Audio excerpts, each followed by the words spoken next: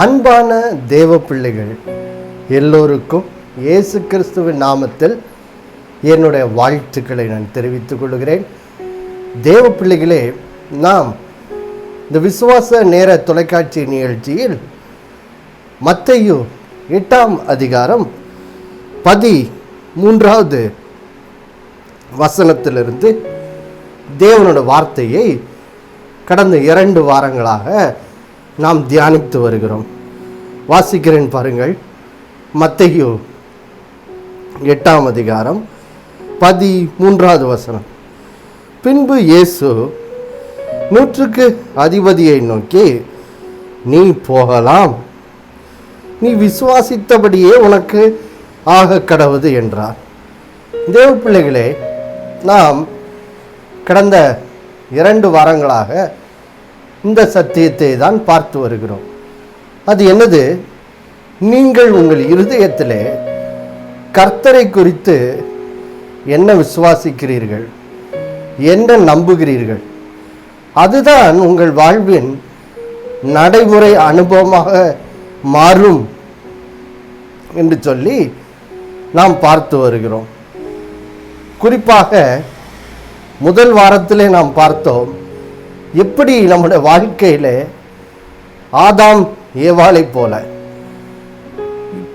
Israel ஜனங்களைப் போல கர்த்தரை குறித்து தவறாக எண்ணும்போதுதான் நாம் நம்முடைய வாழ்க்கையிலே இழப்புகளை சந்திக்கிறோம் என்று சொல்லி நாம் பார்த்தோம்.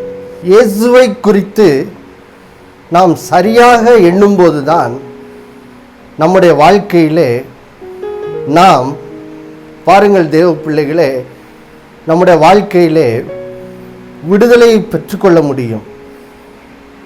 நாம் எதிர்பார்க்கிற அற்புதங்களை பெற்றுக்கொள்ள முடியும் என்று சொல்லி நாம் கடந்த வாரத்திலே மத்தேயு 8ஆம் அதிகாரம் 9ஆம் அதிகாரத்திலிருந்து 100க்கு அதிபதி வாழ்விலிருந்தும், பெரும்பாடு வியாதியிலிருந்து சுகம் பெற்ற பெண்ணின் வாழ்விலிருந்தும், பார்வையடைந்த 2 குருடர் வாழ்விலிருந்தும் நாம் பார்த்தோம். எப்படி இயேசுவை குறித்த சரியான வெளிச்சமும் சரியான அறிவும் நம்முடைய இருதயத்தில் உண்டாகும் போது அது நம்முடைய வாழ்க்கையிலே பெரிய ரட்சிப்பையும் பெரிய விடுதலையும் அது என்ன செய்கிறது, கொண்டு வருகிறது. பாருங்க தேவ பிள்ளைகளே, இதுதான் சத்தியமாக இருக்கிறபடினால் இந்த வாரம் தொடங்கி நாம் இயேசுவை குறித்த சத்தியங்களை வேதத்திலிருந்து, இந்த இயேசு சுகமளிக்கிற இந்த அற்புத சம்பவங்களிலிருந்து இயேசுவை குறித்த அறிவை நாம் என்ன செய்ய போகிறோம், பெற்றுக்கொள்ள போகிறோம். நீங்கள் இயேசுவை குறித்து அறிவதற்கு ஆயத்தமா? வாருங்கள், சேர்ந்து இந்த வாரம் முதற்கொண்டு இயேசுவை நாம் அறிந்து கொள்கிற அந்த பயணத்திலே முன்னேறுவோம். தேவ பிள்ளைகளே, இந்த வாரம் மத்தேயு 8ஆம் அதிகாரம் 5வது வசனத்திலிருந்து இந்த 13வது வசனம் வரைக்கும் சொல்லப்பட்டிருக்கிற இந்த 100க்கு அதிபதி இந்த சம்பவத்திலிருந்து இயேசு எப்படி அதிகாரமுடையவர், வானத்திலும் பூமியிலும் சகல அதிகாரமுடையவராய் இயேசு இருக்கிறபடினால் அவர் நம்முடைய எப்படிப்பட்ட இக்கட்டிலிருந்தும் நம்மை விடுவிப்பதற்கு அவர் அதிகாரமுடையவராயிருக்கிறார் என்ற சத்தியத்தை நாம் தியானிக்க போகிறோம். தேவ பிள்ளைகளே, நான் வாசிக்கிறேன் பாருங்கள். மத்தேயு 8ஆம் அதிகாரம் 5-6 வசனங்கள். இயேசு கப்பர்நகூமில் பிரவேசித்த போது 100க்கு அதிபதி ஒருவன் அவரிடத்தில் வந்து, ஆண்டவரே, என் வேலைக்காரன் வீட்டிலே திமிர்வாதமாய் கிடந்து கொடிய வேதனைப்படுகிறான் என்று அவரை வேண்டிக் கொண்டான். அதற்கு இயேசு, நான் வந்து அவனை சொஸ்தமாக்குவேன் என்றார். 100க்கு அதிபதி பிரதியுத்தரமாக, ஆண்டவரே, நீர் என் வீட்டுக்குள் பிரவேசிக்க நான் பாத்திரன் அல்ல, ஒரு வார்த்தை மாத்திரம் சொல்லும், அப்பொழுது என் வேலைக்காரன் சொஸ்தமாவான். பாருங்கள் தேவ பிள்ளைகளே, இங்கே இயேசு கிறிஸ்து எப்படி நம்முடைய பிரச்சனைகளிலிருந்து, நம்முடைய வேதனைகளிலிருந்து நம்மை ரட்சிக்க வல்லவராய் இருக்கிறார் என்ற ஒரு அறிவை பெற்ற ஒரு நூற்றுக்கு அதிபதி குறித்து இங்கே வாசிக்கிறோம் பாருங்க. நூற்றுக்கு அதிபதி என்றால் யாரு? பாருங்கள் தேவ பிள்ளைகளை, இவர்கள் ரோம இராணுவத்திலே ஒரு உயர் அதிகாரிகள் பாருங்க. இவர்களுக்கு கீழே குறைந்தது 100 இராணுவ வீரர்களாச்சு பணி செய்தார்கள். அப்போ ஒரு அதிகாரமுடைய மனிதர்கள் பாருங்க. ரோமர்கள் யாரு? இயேசுவின் நாட்களிலே உலகத்தையே ஆண்ட பெரிய ராஜ்யமாக இந்த ரோம சாம்ராஜ்யம் தான் இருந்தது பாருங்க. அப்போ உலகத்திலேயே பெரிய சக்தி வாய்ந்த ஒரு ராஜ்யத்தின் இராணுவத்தில் ஒரு பெரிய அதிகாரியா இருக்கிற ஒரு நூற்றுக்கு அதிபதி தான் இங்கே இயேசுவினிடத்தில் வருகிறதை நாம் பார்க்கிறோம். யோசித்து பாருங்க, நூற்றுக்கு அதிபதி ஒரு பெரிய அதிகாரியா இருக்கிறபடினால அவர் என்ன பண்ணியிருந்திருக்கலாம், தன்னுடைய இராணுவ வீரர்களுக்கு கட்டளையிட்டு இருந்திருக்கலாம், இயேசுவை குண்டு கட்டா தூக்கிட்டு வாங்கப்பா, அவர் வந்து என் வீட்டுக்கு கொண்டு வந்து போடுங்க, அவர் என் வேலைக்காரரை சுத்தமாகட்டும் அப்படின்னு சொல்லி தன்னுடைய அதிகாரத்தை நூற்றுக்கு அதிபதி இப்படி ஒரு தவறான விதத்தில் பயன்படுத்தி இருக்கலாம். ஆனால் யோசித்து பாருங்கள் தேவ பிள்ளைகளே, இந்த நூற்றுக்கு அதிபதி அப்படி செய்யவில்லை பாருங்க. இவர் ஒருவேளை ஒரு பெரிய அதிகாரியா இருந்தா கூட இயேசு யார் அப்படிங்கிற ஒரு வெளிச்சம் பெற்ற மனிதராக இருக்கார் பாருங்க. அதனால்தான் அவர் இயேசுவினிடத்தில் வரும்போது தன்னை தாழ்த்தி கொண்டு வருகிறார். எப்படி வராரு? ஆண்டவரேன்னு அவரை பார்த்து கூப்பிடுறாரு. பாருங்கள் தேவ பிள்ளைகளே, இயேசுவின் நாட்களில் யாரையும் சும்மா ஆண்டவர்னு கூப்பிட மாட்டாங்க பாருங்க. ரோம பேரரசர் மட்டும்தான் ஆண்டவர்னு கூப்பிடுவாங்க. ஆனால் இந்த ரோம இராணுவத்தில் வேலை பார்க்குற இந்த நூற்றுக்கு அதிபதி இயேசு யார் அப்படிங்கிற ஒரு வெளிச்சம் இவருக்கு உண்டாது பாருங்க. எப்படி உண்டாதுன்னு சொல்லி நாம் இதே சம்பவத்தை லூக்கா சுவிசேஷ புஸ்தகத்தில் வாசிக்கும் போது நமக்கு தெரிகிறது பாருங்க. அங்கே சில யூத மூப்பர்கள் வந்து சொல்லுகிறார்கள் இந்த நூற்றுக்கு அதிபதியை குறித்து, இவர் சுகத்தை பெறுவதற்கு இவர் தகுதி வாய்ந்தவர், ஏன்னா இவர் யூதர்களுக்கு ஜபாலயத்தெல்லாம் கட்டி கொடுத்துருக்காருன்னு சொல்லி.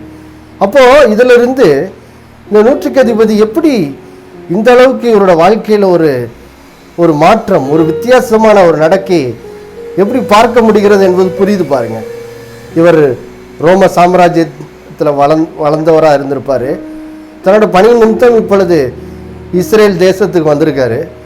வந்தபோது இவர் கண்டிப்பாக இந்த இஸ்ரவேலின் தேவனாகிய கர்த்தரை குறித்து அறிய ஆரம்பிச்சிருக்கணும். எப்படி அவர் தமது ஜனங்களை எகிப்திலிருந்து விடுதலையாக்கி அவர்களுக்கென்று சொல்லி ஒரு சுதந்திரத்தை உண்டாக்கி கொடுத்து எப்படி இந்த யூத ஜனங்களை ஆசீர்வதித்தார், தெரிந்து கொண்டார் என்று சொல்லிலாம் இவர் கேள்விப்பட்டிருக்கார் பாருங்க. கேள்விப்பட்ட உடனே தான் இவருக்குள்ளே ஒரு பெரிய மாற்றம், ஒரு பெரிய தாழ்மை இவருக்குள்ளே என்ன செய்கிறது உண்டாகிறது. இவர் சமுதாயத்தில் ஒரு பெரிய அதிகாரியாக இருந்தாலும் யோசிச்சு பாருங்க, இயேசுவை வெளிப்புறமாக பார்த்தீங்கன்னா எந்த ஒரு வித்தியாசமும் தெரியாது பாருங்க. ஓ, இவர் தான் மேசியா, இவர் தான் ஆண்டவர், இவர் தான் வானத்தையும் பூமியும் படைத்த சர்வ வல்லமையுள்ள தேவகுமாரன் அப்படின்னு சொல்லி வெளிப்புறமான தோற்றத்தில் இயேசுவை பார்க்கும்போது அடையாளம் கண்டு கொண்டிருக்கு ஒன்றுமே கிடையாது பாருங்க. ஆனால் இவர் ஆவிக்குரிய ரீதியில் பரிசுத்தாவியினால் இயேசுவை என்ன செய்கிறார் பார்க்கிறார் பாருங்க. இயேசு யாருங்க இவருக்கு புரியுது. புரிஞ்ச உடனே தான் பாருங்க தன்னை தாழ்த்தி கொண்டு தனக்காக கூட இயேசுவின் இடத்தில் வரல, யாருக்காக வேண்டிக்கிட்டு வர? தன்னோட வேலைக்காரனுக்காக. யோசித்து பாருங்கள் தேவ பிள்ளைகளே, இந்த ரோம கலாச்சாரம் இராணுவ கலாச்சாரத்தில் அடிமைகள் வச்சுருப்பாங்களாம் பாருங்க. அப்போது யாராவது ஒரு அடிமை நீ பிரோஜனம் இல்லை அப்படின்னு சொல்லி வந்துட்டான்னா அவனை தூக்கி ஒரு குப்பையில் போடுற மாதிரி அவனை தூர எரிஞ்சிருவாங்களாம் பாருங்க. அதுதான் அவனுடைய நடவடிக்கை. ஆனால் தன்னுடைய வேலைக்காரன் இனி தனக்கு புரோஜனப்படமாட்டான் என்று தெரிந்தும் கூட இந்த நூற்றுக்கு அதிபதி அவனை தூக்கி தூர எறியலை. அதற்கு பதில் அவனை நேசித்து யோசித்து பாருங்க, அவனை குணமாக்கும்படி இயேசுவினிடத்தில் தன்னை தாழ்த்திக்கிட்டு வராரு பாருங்க. தேவ பிள்ளைகளே, எப்படி இப்படிப்பட்ட ஒரு தாழ்மை இந்த நூற்று அதிபதிக்குள்ளே வந்தது? எப்படி இப்படிப்பட்ட ஒரு தாழ்மை அவரோட உள்ளத்துக்குள்ளே வர முடிந்தது? பாருங்கள் தேவ பிள்ளைகளே, இயேசுவை குறித்த அறிவு ஒருவருக்குள்ள வந்துட்டாலே தாழ்மை தன்னால் என்ன செய்து வந்துடுது பாருங்க. இவர் இயேசுவை குறித்து என்ன புரிந்து வைத்திருந்தார் பாருங்கள் தேவ பிள்ளைகளே. இவர் இராணுவத்தில் ஒரு பெரிய அதிகாரி. அதனால இவர் தன்னுடைய அதிகாரத்தை குறித்து பேசுகிறார் பாருங்க. மத்தேயு 8ஆம் அதிகாரம் 9வது வசனத்தில் அவர் சொல்றாரு, நான் அதிகாரத்துக்கு கீழ்ப்பட்டவனாக இருந்தும் எனக்கு கீழ்ப்பட்டிருக்கிற சேவகரும் உண்டு. நான் ஒருவனை போவென்றால் போகிறான், மற்றவனை வா என்றால் வருகிறான், என் வேலைக்காரனை இதை செய் என்றால் செய்கிறான் என்றான். பாருங்கள், இவர் ஒரு அதிகாரியா இருக்கிறபடினால இவர் அதிகாரத்தை எப்படி செயல்படுத்துறேன்னு சொல்றாரு. ஒரு மனுஷனை போனா போறான், வானா வரான், இதை செய்யினா செய்யறான். அப்போ இவர் அதிகாரத்தை எப்படி செயல்படுத்துறாருன்னு இவருக்கு ஒரு புரிந்து கொள்ளுதல் இருக்கு பாருங்க. இப்போ இவர் இயேசுவை பார்க்கிறாரு. இயேசு எப்படி தன்னோட வார்த்தையினாலே வியாதியஸ்தரை குணமாக்குறார், எப்படி அசுத்தாவிகளை துரத்துகிறார், இதெல்லாம் இவர் கேள்விப்படுறாரு பாருங்க. கேள்விப்பட்ட உடனே இவருக்குள்ளே ஒரு வெளிச்சம் வருகிறது. இவர் வேற யாரும் இல்லை, இவர் தான் பழைய ஏற்பாட்டில் வெளிப்பட்ட தேவன், இஸ்ரேல் ஜனங்களை எகிப்திலிருந்து விடுவித்த தேவன் இவராக தான் இருக்கணும். ஏன்னா இப்படிப்பட்ட அற்புதத்தை சாதாரண ஒரு ஆள் என்ன செய்ய முடியாது. இவர் தான் ஆண்டவராக இருக்க வேண்டும் என்று சொல்லி அவருக்கு விளங்குது பாருங்க. விளங்கின உடனே தான் பாருங்க, அப்போ இவர் இயேசுவை குறித்து 3 காரியங்களை என்ன செய்கிறார், புரிந்து கொள்கிறார். என்ன காரியம்? முதலாவது, இயேசு யாருங்கிறத புரிந்துகிறார். அது என்னது? வெளிப்படுத்தல் 19ஆம் அதிகாரத்தில் இயேசு யாருங்கிறத குறித்து வேதம் சொல்கிறது பாருங்கள். வெளிப்படுத்தல் 19ஆம் அதிகாரம், அங்கே இயேசுவை குறித்த ஒரு வெளிப்பாட்டை இங்கே வேதம் தருகிறது. அது என்னது? வெளிப்படுத்தல் 19ஆம் அதிகாரம் 16வது வசனம். ராஜாதி ராஜா கர்த்தாதி கர்த்தர் என்னும் நாமம் அவருடைய வஸ்திரத்தின் மேலும் அவருடைய தொடையின் மேலும் எழுதப்பட்டிருந்தது. பாருங்கள் தேவ பிள்ளைகளை, வேதம் இயேசுவை அழைக்கிறது. எப்படி அழைக்கிறது? அவர்தான் ராஜாதி ராஜா, அவர்தான் கர்த்தாதி கர்த்தர். அப்போ பாருங்க, இயேசு ஒரு சாதாரண ஆள் இல்லை பாருங்க. இவர்தான் வானத்திலும் பூமியிலும் மிகப்பெரியவராக இருக்கிறார். இவர்தான் ராஜாதி ராஜா, இவர்தான் கர்த்தாதி கர்த்தர் என்ற ஒரு வெளிப்பாடு இந்த நூற்றுக்கு அதிபதிக்கு என்ன செய்து கிடைக்குது பாருங்க. ஏன்னா இப்படிப்பட்ட அதிகாரத்தை அவருக்கே தெரியுது. அசுத்தாவிகளை துரத்துறாரு, வியாதியஸ்தரை குணமாக்குறாருன்னா நம்மை சிருஷ்டித்த தேவனே அல்லாமல் வேற யாரும் இதை என்ன செய்ய முடியாது. அப்போ இவர்தான் பழைய ஏற்பாட்டிலே வாக்கு பண்ணப்பட்ட மேசியா, இவர்தான் ராஜாதி ராஜா, இவர்தான் கர்த்தாதி கர்த்தர் என்ற புரிந்து கொள்ளுதல் இந்த நூற்றுக்கு அதிபதிக்கு என்ன செய்து கிடைத்தது பாருங்க. இன்றைக்கு நாமும் இயேசு குறித்து புரிந்து கொள்ள வேண்டிய சத்தியம் அதுதான். இவர் யார் தேவ பிள்ளைகளே? இவர்தான் ராஜாதி ராஜா, இவர்தான் கர்த்தாதி கர்த்தர், வானத்திலும் பூமியும் சிருஷ்டித்த மகிமையின் தேவகுமாரன் இவர்தான். இந்த வெளிச்சம் நமக்கு என்ன செய்ய வேண்டும்? இந்த நூற்றுக்கு அதிபதியை போல உண்டாக வேண்டும் பாருங்க. இதுதான் முதல் காரியம். 2வது காரியம், இவர் ராஜாதி ராஜாவா இருக்கிறபடினால் இந்த நூற்றுக்கு அதிபதிக்கு அடுத்தது புரியுது பாருங்க. அது என்னது? மத்தேயு 28ஆம் அதிகாரத்தில் இயேசு இப்படி சொல்றாரு பாருங்க. மத்தேயு 28:18 இயேசு இப்படி சொல்லுகிறார். என்ன சொல்லுகிறார்? அப்பொழுது இயேசு சமீபத்தில் வந்து அவர்களை நோக்கி, வானத்திலும் பூமியிலும் சகல அதிகாரமும் எனக்கு கொடுக்கப்பட்டிருக்கிறது. பாருங்கள் தேவ பிள்ளைகளே, இங்கே இயேசு சொல்லுகிறார், வானத்திலும் பூமியிலும் சகல அதிகாரம் யாருக்கு கொடுக்கப்பட்டிருக்குதா? இயேசுவுக்கு கொடுக்கப்பட்டிருக்குதுன்னு சொல்றாரு பாருங்க. அப்போ இந்த வெளிச்சம் 2வதாக நூற்றுக்கு அதிபதிக்கு கிடைக்குது. என்ன வெளிச்சம்? இவர் ராஜாதி ராஜாவா இருக்கிறபடினால இவர் வானத்திலும் பூமியில் உள்ள சகலவற்றின் மேலும் இவர் அதிகாரம் உடையவராக இருக்காரு. அதனால்தான் இவர் வியாதியை குணமாக்க முடியுது, அதனால்தான் அசுத்தாவிகளை துரத்த முடியுதுன்னு இவருக்கு விளங்குது பாருங்க. இவருக்கு நன்றாக விளங்குது. ஓ, இவர் தான் சகல அதிகாரம் உடையவர்.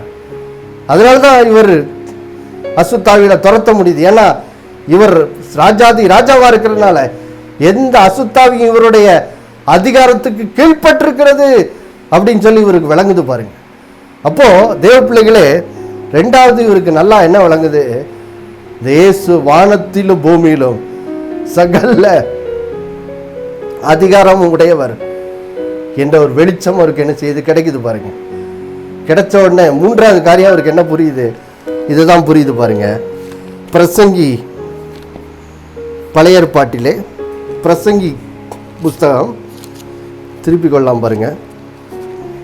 பழைய ஏற்பாட்டிலே பிரசங்கி 8ஆம் அதிகாரம் 4வது வசனம் இப்படி சொல்லுகிறது. முன்பகுதி பிரசங்கி 8ஆம் அதிகாரம் 4வது வசனம், ராஜாவின் வார்த்தை எங்கேயோ அங்கே அதிகாரம் உண்டு.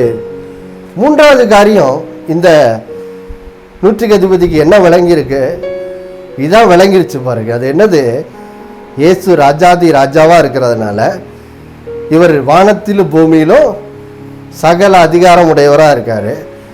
அப்போ ராஜாக்கள் தங்களோட அதிகாரத்தை எப்படி பயன்படுத்துவாங்க, இங்க வேதம் அழகாக சொல்லுது, ராஜாவின் வார்த்தை எங்கேயோ அங்கே அதிகாரம் என்னது உண்டு. ஆம் பிரியமானவர்களே, இவருக்கு மூணாவது காரியம் என்ன விளங்குது, இவருக்கு நல்லா தெரியுது ரோம பேரரசர் எப்படி தன்னோட அதிகாரத்தை செயல்படுத்துறாரு வார்த்தையினால. இவரும் தன்னுடைய இராணுவத்தில் கீழ்பட்டிருக்கிற அதிகாரத்துக்கு எப்படி அதிகாரத்தை செயல்படுறாரு, தன்னோட வார்த்தையினால. ஒருவன் போனா போறான், மற்றொருவன் வானா வரான், இதை செய்யறான். அப்போ இவருக்கு டக்குன்னு விளங்குது, அப்போ இயேசுவும் இப்படிப்பட்டவராக தான் இருக்காரு. அதனால்தான் இவர் தன்னோட அதிகாரத்தை, அப்போ இவரும் வார்த்தையினால தான் என்ன செய்வார், செயல்படுத்துகிறவராக இருக்கணும் அப்படின்னு சொல்லி இவருக்கு நன்றாக விளங்குது பாருங்க. விளங்கின உடனே தான் இப்போ அவர் சொல்கிறார் பாருங்க, மத்தேயு 8ஆம் அதிகாரம் 8வது வசனத்தில் மிக அழகாக சொல்லுகிறார். மத்தேயு 8ஆம் அதிகாரம் 8வது வசனத்தின் பின்பதில் சொல்கிறாரு, ஆண்டவரே ஒரு வார்த்தை மாத்திரம் சொல்லும், அப்பொழுது என் வேலைக்காரன் என்ன செய்வான், சொஸ்தமாயிருவான். ஏன், ராஜாவின் வார்த்தையிலே அவரோட அதிகாரம் இருக்கிறது. அப்போ இவருக்கு தெரியுது, இயேசு தன்னோட வீட்டுக்குள்ளெல்லாம் வர வேண்டிய அவசியம் இல்லை. இயேசு ஒரு வார்த்தை சொன்னா போதும், என் வேலைக்காரன் என்ன செய்திருவான், சொஸ்தமாயிருவான். ஏன்னா இவரோட வார்த்தையிலே அதிகாரம் இருக்கிறது. ஏன், ராஜாதி ராஜா, இவர் கர்த்தாதி கர்த்தர். அப்போ இவர் ஒரு வார்த்தை சொன்னா போதும், என் வேலைக்காரன் சொஸ்தமாயிருவான்னு இவருக்கு விளங்கிடுச்சு பாருங்க. அப்போ தேவ பிள்ளைகளே, அது விளங்கினோன்னு தான் அவர் சொல்றார், இயேசுவே ஒரு வார்த்தை மாத்திரம் சொல்லாண்டார் போதும், என் வேலைக்காரன் கொடிய வேதனையிலிருந்து சோகமாயிடுவான்னு சொல்லி. உடனே தான் இயேசு பாருங்க ஆச்சரியப்பட்டு, சிறவேலருக்குள்ள நான் இப்படிப்பட்ட விசுவாசத்தை காணவில்லையேன்னு சொல்லி அவனை பார்த்து சொல்றார், நீ போகலாம், நீ விசுவாசத்தபடியே உனக்கு ஆக கடவுதுன்னு சொல்றாரு பாருங்க. அப்போ தேவ பிள்ளைகளே, இன்னைக்கு நீங்க தெரிந்து கொள்ள வேண்டிய காரியம் இதுதான். இன்னைக்கு உங்க வாழ்க்கையில என்ன பிரச்சனை வேணாலும் இருக்கலாம், வியாதி, கடன், இன்னும் குடும்ப பிரச்சனை, என்ன பிரச்சனை வேணாலும் இருக்கலாம். ஆண்டவர் சொல்றாரு, என்னோட ஒரு வார்த்தை போதுமானே, போதுமகளே, என் வார்த்தைகளை விசுவாசி. நான் ராஜாதி ராஜாவா இருக்கிறதுனால, நான் கர்த்தாதி கர்த்தரா இருக்கிறதுனால, என்னோட ஒரு வார்த்தைக்குள்ளே என்னுடைய சகல வல்லமையும் நினைச்சுகிறது இருக்கிறது. நீ அதை விசுவாசிக்கும் போது உனக்கு விடுதலை உண்டு மகனே, விடுதலை உண்டு மகளேன்னு சொல்றாரு. அப்போ இந்த நாளில் தேவ பிள்ளைகளே, ஆண்டோட வார்த்தை விசுவாசிப்போமா? ஆண்டவர் என்ன சொல்லியிருக்காரு பாருங்க. வேதம் சொல்லுகிறது, ஏசாயா 53:5 நம்முடைய மீறுதல் நிமித்தம் அவர் காயப்பட்டு, நம்முடைய அக்கிரம நிமித்தம் அவர் நொறுக்கப்பட்டிருக்கிறார், நமக்கு சமாதானத்தை உண்டு பண்ணும் ஆக்கினை தண்டனை இயேசு மேல் வந்து விட்டபடினால் இப்பொழுது அவருடைய தழும்புகளால் நாம் என்ன செய்கிறோமா, குணமாகிறோம். அப்போ அவருடைய தழும்புகளால் குணமாகிறோம் என்ற வார்த்தைக்குள்ளே இயேசுவின் சுகமளிக்கும் வல்லமை என்ன செய்கிறது, இருக்கிறது பாருங்க. இன்னைக்கு நம்முடைய மனதில் அனுபவித்து கொண்டிருக்கிற அந்த வியாகுலம், அந்த சோர்வு, அதிலிருந்து விடுதலை பெறுவதற்கு இயேசுவின் வார்த்தைக்குள்ளே அதிகாரம் இருக்கு. நாம் செய்ய வேண்டியதெல்லாம் அந்த வார்த்தையை விசுவாசிச்சா போதும் பாருங்க. அந்த வார்த்தை விசுவாசிச்சா போதும். யோசிச்சு பாருங்க, இந்த நூற்றுக்கு அதிபதியோட வேலைக்காரன் கொடிய வேதனைப்பட்டு கொண்டிருந்தான். சும்மா சாதாரண வியாதி இல்லை, கொடிய வேதனை. ஆனா இயேசு சொன்ன ஒரு வார்த்தையினால ஒரு நிமிடத்துல பாருங்க அந்த வேலைக்காரன் என்ன செய்தான், சுகத்தை பெற்றுக்கொண்டான். அப்போ தேவ பிள்ளைகளே, இன்னைக்கு நம்முடைய வாழ்க்கையில கூட நாம் கொடிய வேதனை அனுபவிச்சுட்டு இருக்கலாம். ஆனால் அவரோட ஒரு வார்த்தை விசுவாசிக்கும் போது நம்முடைய சகல வேதனைகள்லேருந்தும் இன்றைக்கு நமக்கு என்ன செய்கிறது, விடுதலை உண்டாகிறது தேவ பிள்ளைகள். அதனால் இந்த நாளில் நாம் இப்போ விசுவாசி ஜோமனை போகிறோம். என்னது? இயேசு அதிகாரமுடையவர், அவர் ராஜாதி ராஜா. அப்போ அவர் ஒரு வார்த்தை சொன்னால் போதும், என் வாழ்க்கை சொஸ்தமாயிரும். அன்னைக்கு நூற்றுக்கு அதிபதியோட வேலைக்காரன் சொஸ்தமானது போல இன்னைக்கு நானும் சுகமாகிறேன், என் குடும்பம் சுகமடையும் என்று சொல்லி விசுவாசித்து தேவ பிள்ளைகளை நாம் எல்லாரும் இந்த நாளில் ஒருமனப்பட்டு ஜெபிக்கலாமா? ஒருமனப்பட்டு கர்த்தரை நோக்கி பார்க்கலாமா? கர்த்தாவே, இன்னைக்கு நீர் அதிகாரமுடையவர், என்னை நீங்கள் குணமாக்க அதிகாரமுடையவர், என்னை விடுவிக்க நீர் அதிகாரமுடையவர் ஆண்டவரே என்பதை நான் விசுவாசிக்கிறேன்ப்பான்னு சொல்லி விசுவாசித்தவர்களா நம்ம எல்லாரும் சேர்ந்து இந்த நாளிலே தேவ பிள்ளைகளே நாம் ஜெபிக்கலாமா? எல்லாரும் ஜெபிப்போம். அன்புள்ள பரலோக பிதாவே, ஆண்டவராகி இயேசு கிறிஸ்து நாமத்தில் வருகிறப்பா ஆண்டவரே, இந்த நாளிலே நீர் எங்களோடு பேசின அந்த சத்தியத்துக்காய் ஸ்தோத்திரம் அப்பா. இயேசு எங்களை சகல எங்களுடைய வேதனைகளிலிருந்து விடுவிக்க ஒரு அதிகாரமுடையவர்.